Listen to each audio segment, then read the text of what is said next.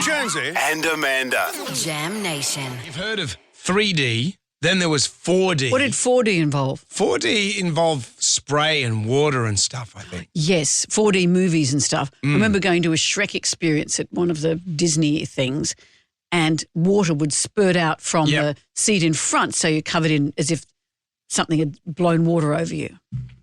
Why are you pulling a face? That sounds terrible. And also air, like there'd be spiders that jumped out and they'd blow air at the back of your legs from underneath the seat. And you go, ooh, you jump. Yeah. That's 4D, I think. That's 4D. Now there's 5D. What's 5D? 5D can make you feel like you're on fire. Well, 5D has started in China. They've pioneered a 5D theatre, including 2 more dimensions. So what it does is you feel like you're on fire. The ceiling in the theatre has screens. So the flames are shown on the roof there as a fire expands, making the experience feel more authentic.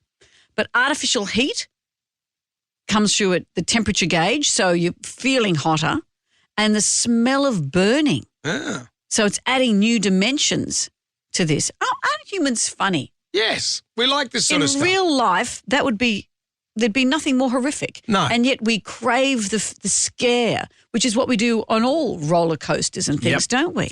And it's been around for a long time. In 1959, they had Aromarama, a technology that sent scents through a movie theatre's air conditioning. Oh, what sort of movie would have smells? What were they making in 1959 that smelled like that? Oh, do you remember seeing Sense-Around? Sense-Around. In 1974, Sense-Around was used to promote the movie Earthquake. Yes. I loved this. So this is when Towering Inferno and all those disaster movies, Poseidon Adventure. But with Earthquake, they had these speakers that were positioned around the cinema, and they'd be at low level. Yep. So you felt like you could feel the building move around and bits of rubble falling.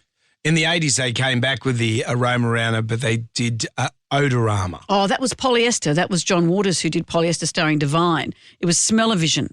Yeah. So I went and saw this. You scratch and sniff a card to correspond to certain scenes in the film.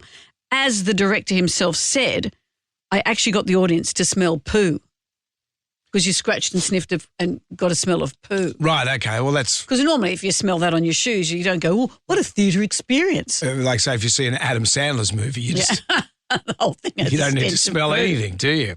It's kind of interesting, isn't it? I don't know. I just want to see a movie. I'm not really jazzed about 3D.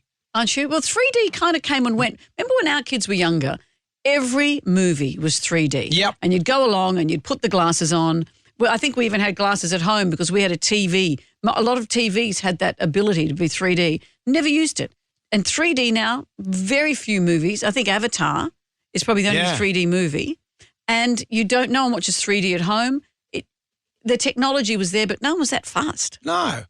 I remember seeing Jaws 3, and that was in 3D. What was the storyline? Shark take on man? Yeah, it was a shark broke into like a SeaWorld type amusement park. Right.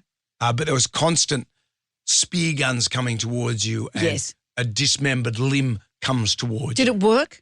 Yeah, like it was 3D-ish, yes. I guess these days, because movies come out in the cinema, but most people are going to watch them at home, so there's no point in making them 3D. Yeah. Because you're going to get more bang for your buck if they get streamed on various services. So you may as well just make them normally 2D in the first place. Yeah. I don't know if you'd watch pornography on 3D. Well, this is where we are now, is VR. VR, which is where you have your goggles on and you're fully immersed. We had a set of this for the kids only a couple of years ago, really, and there was skiing. There was an underwater one where a whale comes so close to you. And the skiing one, people would fall over. They'd fall into Jack's chest of drawers. We had it set up in his bedroom. It's so real. And I think that's probably where the pornography is going to come in. That's where it's going to come in. Yeah, that's where people are going to be most interested. And will you get all fluid over you then? Think, gee, this technology is great. This You is take off great. your goggles and you go, hang that's on a shame. minute. What's happened here? What's happened here? It's the future. Well, yeah.